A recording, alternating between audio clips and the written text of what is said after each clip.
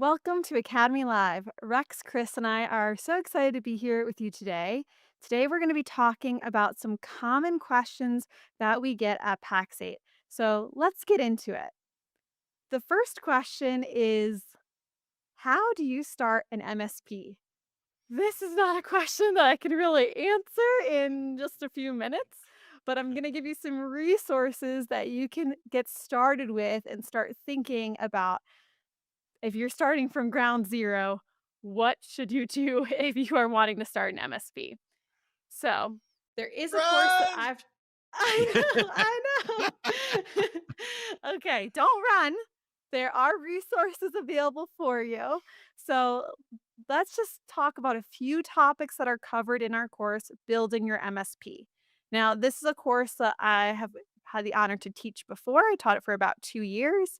And so I'll share just a few highlights, and then I'm gonna pass it over to Chris to talk about our Phoenix Flight Plan peer groups. So, if you are building your MSP, there's a few things you need to think about. One is you need to understand the different IT service business models that are out there, right? And why we really recommend managed services being the best.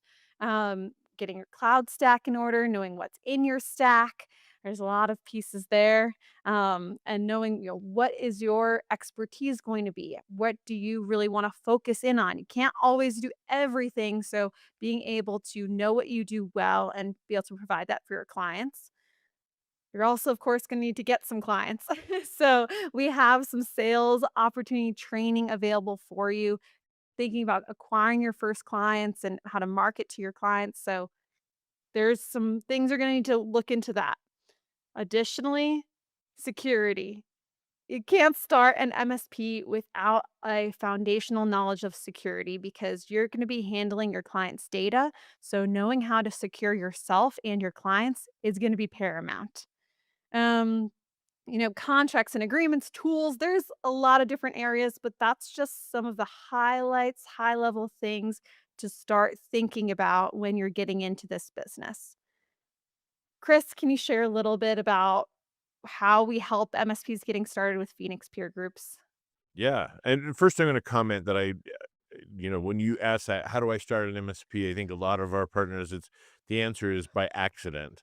I think about, my own experience. Rex can speak for himself, but so many people that I know in this industry start off as technicians and end up becoming business owners, and I think that process it's a fun journey to kinda to examine and to be a part of. That's one thing I love about what we do, but in one of those areas, what we do for partners is we kind of came up with a flight plan peer group, and we call it, the Phoenix Flight Plan to a Million. And the concept really is, I like the expression we use. What do you do first when you have to do everything? And there's all these things overwhelming. You're a technician maybe, and you kind of are doing these technical things, but now you got to figure out, bookkeeping and your structure of your business and sales and marketing and selling and contracts and agreements. And so the flight plan group really kind of helps lay out, hey, when you're starting out, these are the priorities of things to work on. Here's some best practices in each of these areas. And let's, as a group, work together to help each other kind of build and establish that foundation and do it together. We're not so alone because it can be very daunting when you're doing everything and you're doing it by yourself. So the flight plan groups are a great prescriptive way of kind of working with others to determine how to kind of spell it out. And this really kind of Rex, this really kind of stemmed from some idea you had too, right? What do you want to tell us about the flight plan period? I'll get to that, but I wanna hit on read the E-Myth. It's right there. Yes. No, there. Um, Read the E-Myth, 'cause the E-Myth is that entrepreneurs start businesses. The reality is that technicians start businesses in the middle of an entrepreneurial seizure, and when you own a business, you have to work on different things. It's not all about being the technician, so definitely read that first. And what they say in there is if you want freedom from your business and you want to make more money, you have to double down on standardizing your processes. And this is how we do business. And when we approach the idea of the flight plan peer groups, or then in the 0 to 1 million we call Phoenix, rising from the ashes. But it is, we kind of went through line by line by line like, what should I work on first and what should I ignore? I love the way you said, like, what should you do when you have to do everything? We said, don't, wait till later to do this. Work on this right now, right? We don't need to work on hiring processes when we're first starting out. That'll come a little bit later. And we talk about these are the books you should be reading at this stage. Ignore all the other ones that everybody's telling you to read for now, right? And we put a lot of work into those groups.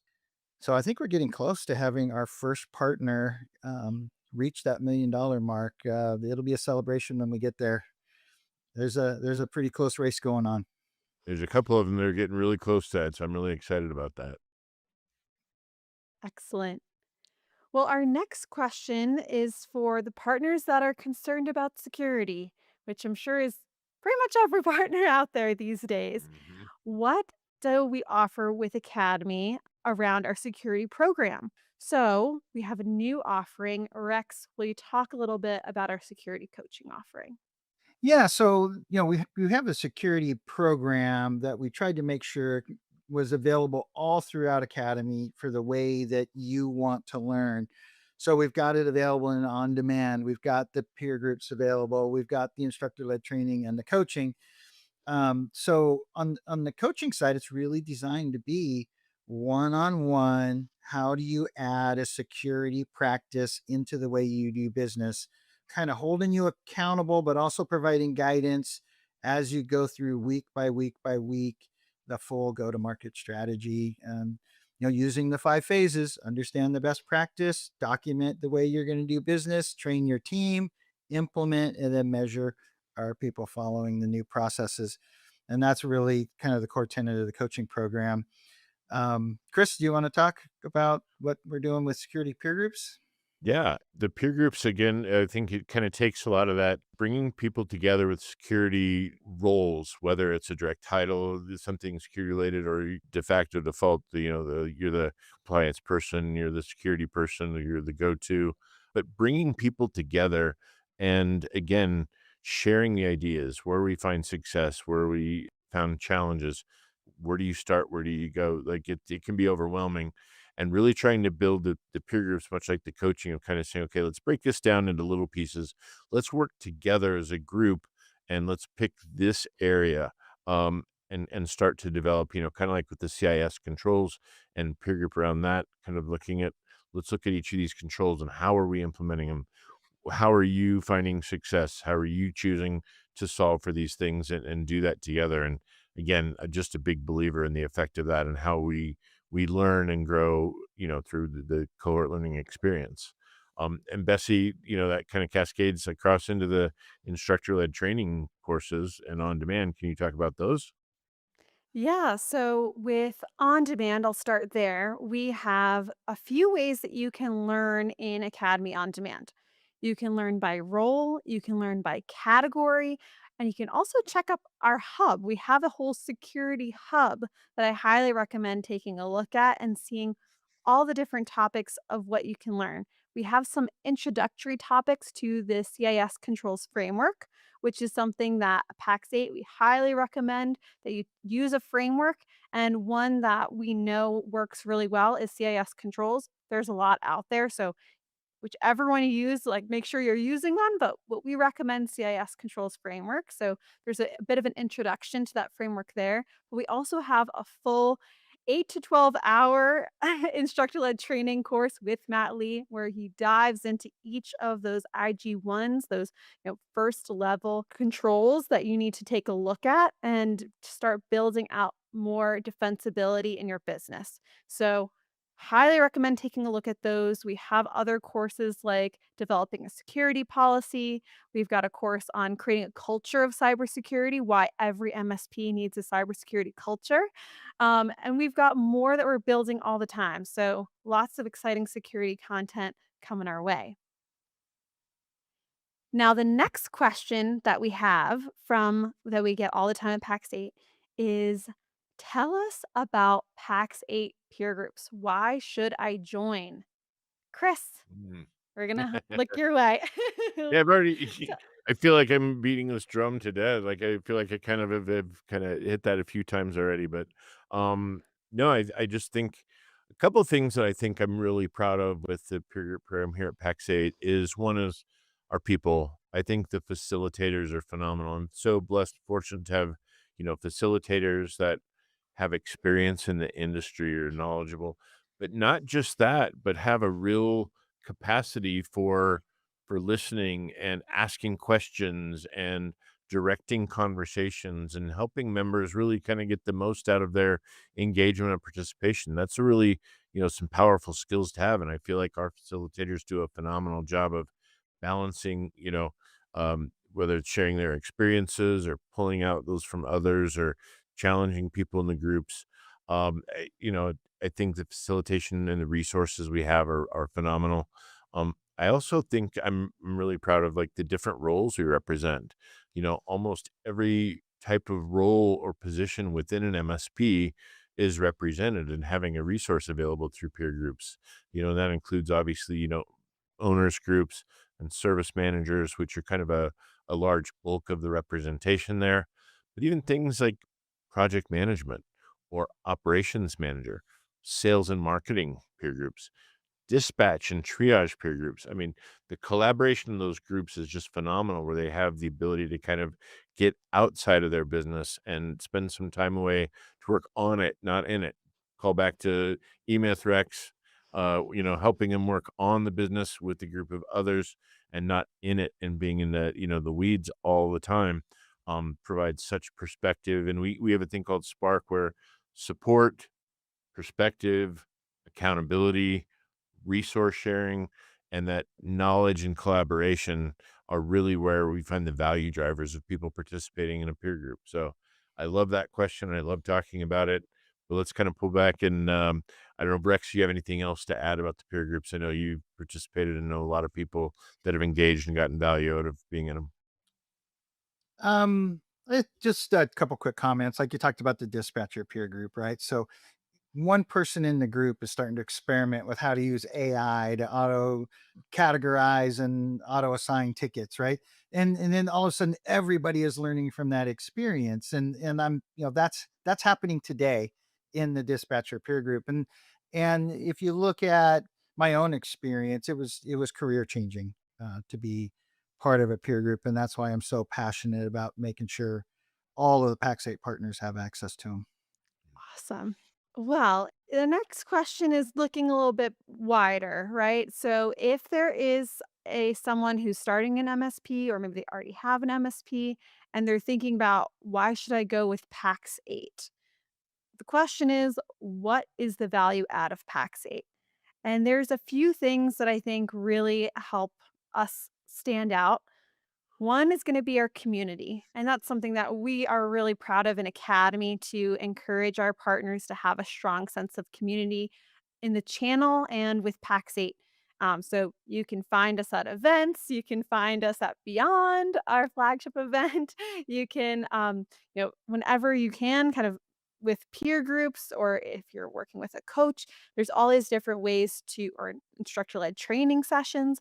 You're getting to meet others in the community. And so that's one area that I'm really happy that I'm part of this Pax8 community that we've built and we feel strongly about. One other area is our marketplace. So our goal is to be the marketplace of the future. And so how we can help you to buy your cloud products and resell them, that's the basics, right? But we're adding more. We're bringing a lot of AI into what we do and how we sell and how you can find out more information and use our data. So a lot going on there with our marketplace. I'm excited, Bessie, Yeah. that Academy now has left side navigation um, Yes. within the marketplace. Easy to find us now.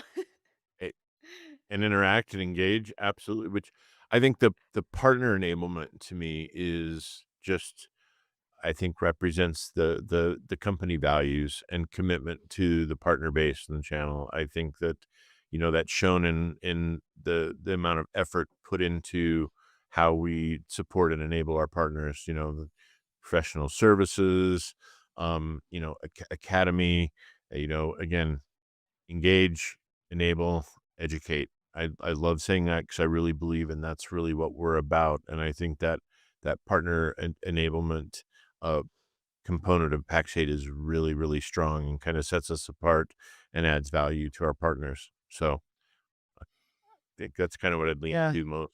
And and don't forget the launch briefings, for the new partners joining the community, the mission briefings, the boot camps or master classes. There's all of this enablement available. And then I want to make sure we don't leave out professional services, right? So not everybody has the skill to deploy some of the licensing. They're just out of capacity. Their schedules are full, but they need to get a project delivered to their end customers, and that's when our pro services come in for modern, for infrastructure, right? Azure, AWS, for the biz apps with Business Central and Sales Pro. So lots of help available in those professional services to help you skill up, so that either we can help you do it once because that's what you need, or help you scale up so you can do that kind of project work on your own going forward. Awesome. Yep. I think we hit on our main 3 differentiators: our community, our education, and our innovation. So lots of exciting things here at Pax8. So if you're not part of our community, we hope you join us. Our next question is, how do I find an MSP that fits my business needs? So if you are a small or medium-sized business and you're looking for IT support, hopefully you're looking for an IT partner that can be with you on this journey, as there's always new things happening in IT and it feels like it's moving even faster because of artificial intelligence. And so if you're looking for a partner in that, you're looking for support in your business to help you stay secure, where can you go to find an MSP? That's a question that we get asked sometimes. On our website, if you take a look in the Find a Partner, you'll be able to see a link where you can click and you can fill out your information to be matched with an MSP that's familiar with your industry and your size company, that can help you with your business and move it forward with technology. So, if you're interested in that, check it out. Our next question is, what frameworks are available for a growing service provider or MSP? So there's a few we have at the top of our mind. So Rex, would you mind kind of starting us off with result selling framework? Yeah, consistently MSPs rank selling and finding net new clients or selling into their existing client base is the toughest challenge that they have. And that's why we partnered and took the command of the message selling methodology and boiled it down to how an MSP partner should leverage a lot of questioning, a lot of listening, aligning pain with solutions, and converting that into proof points, and how to target the right client profile. And that's all integrated into what we call the results selling framework, available on demand, instructor led, peer, and one on one coaching to help you integrate selling into the way you do business as an MSP. Chris? Well, additionally, we talked about the flight plan peer groups already, so I'll kind of just skip over that. But look at the operations coaching as well, really providing like direct kind of called out the 5 phases and using that proven process for implementing change and going through kind of this operational map of operationalizing the operations of your MSP. But I also wanted to call out too, looking at frameworks like scaling up and how we had of trying to address the needs of partners for strategy and looking at their business and kind of setting that the planning and the roadmap.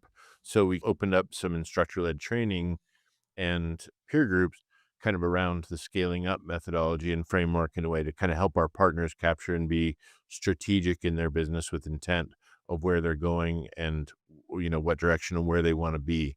So I'll call that out, and we can kind of move back. So back to you, Bessie, for the next question. Great. So the next question is, does anyone know of any mentorship programs for new MSPs? Rex, what can you speak to about mentorship in the channel? Well, I think that's why one of the reasons we created Pax8 Academy is to help individuals skill up and become better at the way they are a leader in their organization. But as far as a very specific mentorship program, the first one that came to mind for me is I'm on the Community Development Council or the Channel Development Council. Sorry about that.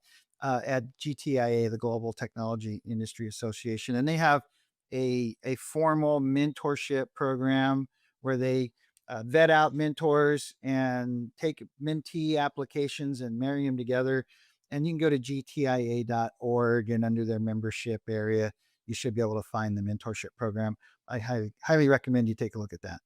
Awesome. So, our next question is, I'm looking for a business coach.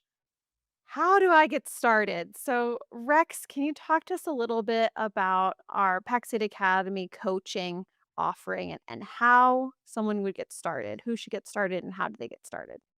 Yeah, well, I'd recommend you go to pax8.com/academy and go down to the coaching section. There's some videos on there and some information you should read. And keep in mind that the coaching really started focused around that service manager, typically the technician, sometimes a dispatcher promoted into the service manager role, and helping them learn how to really operate the business in more of an executive fashion, which quickly led to some finance coaching as we engaged with service leadership and had our coaching partners participate in the Service Leadership Index financial benchmark, and owners became more and more interested in their balance sheet and their profit and loss statement. And how do they affect that? And how do they understand it, interpret it?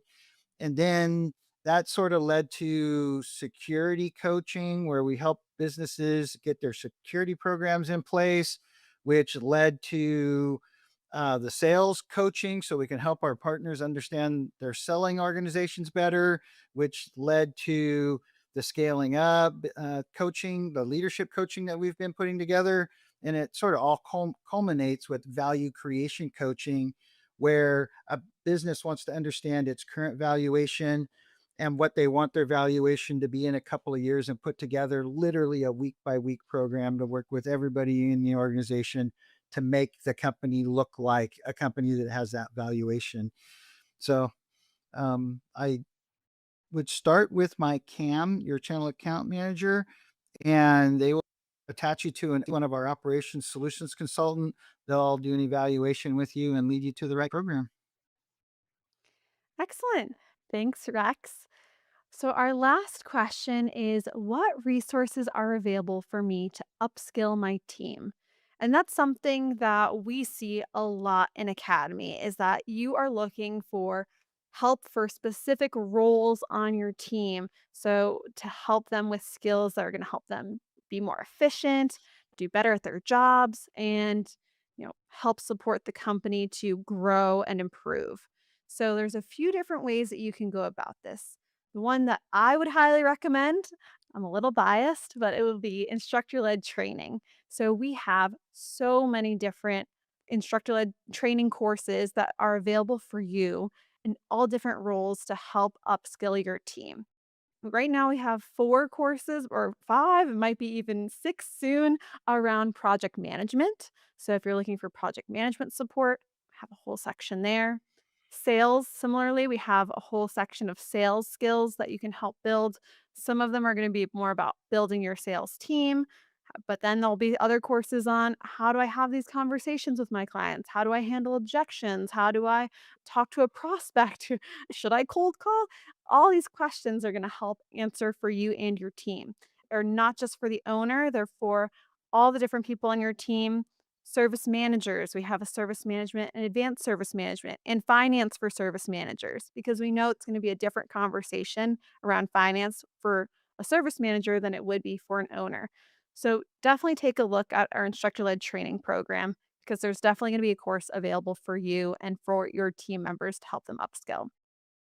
We also have an Academy on Demand. You can learn by role or learn by category. That's a great way to find the content that's relevant for you and to take a look at what kind of skills you might need to be working on. Maybe you're not even thinking of to help you improve. And Of course, we've got peer groups that are going to be role specific and coaching. There's going to be comments along the way to help you with your team members as well and upskilling. Wow, that was a lot of questions that we got through, but hopefully we answered some things that you've had on your mind. So, next up is going to be sales pitch with Keith Marciano. Let's take a look.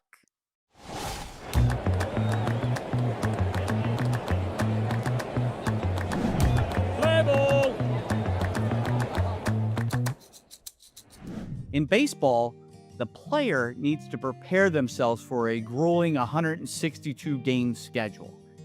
Injuries, muscle fatigue, and slumps are some of the adversities that will impact a baseball player. For salespeople, we're going to face adversity as well. Sales slumps, rejection, not hearing back from prospects, and losing opportunities we thought we were going to win. These things will always happen. That is why, as a professional salesperson, you need to always be working on perfecting your sales skills. What happens when things occur in your personal life, though? Things in your personal life can affect your sales, your ability to have conversations, and even your ability to focus. So let's touch all the bases on things salespeople and sales managers can do when adversity hits. 1. Acknowledge and accept. Recognizing sales slumps and the rejection that comes along with being a salesperson happens. Conflicts, loss, and issues on the home front too, all are part of life.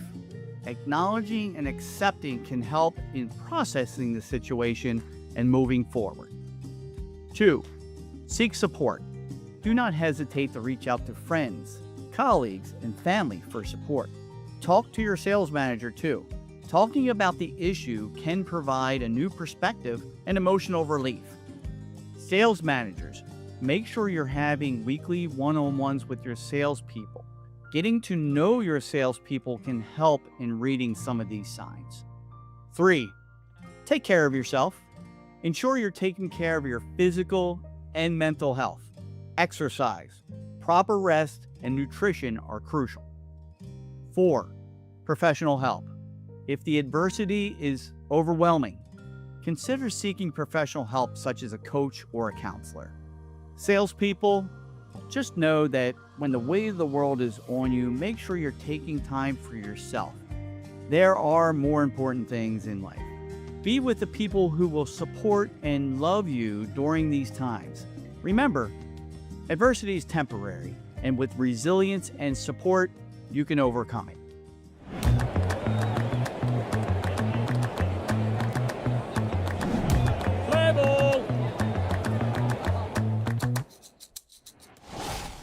Well, that was a great sales pitch, Keith. Thank you so much for watching. We hope you enjoyed today's episode and some of your questions were answered in our Q&A.